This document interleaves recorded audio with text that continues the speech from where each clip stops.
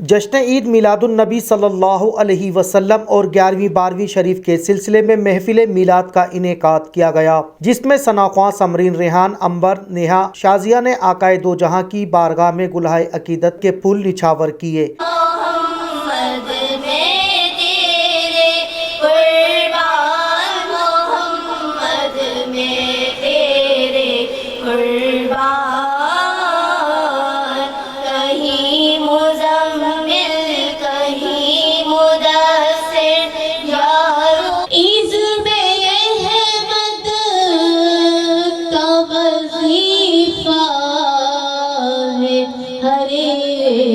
غم کا علاج لاکھ خطرے ہو، ہاں لاکھ خطرے ہو، اس نام سے ٹل جاتے ہیں۔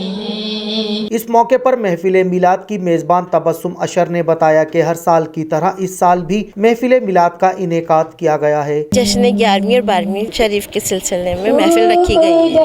ہم ہر سال یہ محفل کرتے ہیں اور ماشاءاللہ بہت بڑی محفل ہوتی ہے غوث پاک کی۔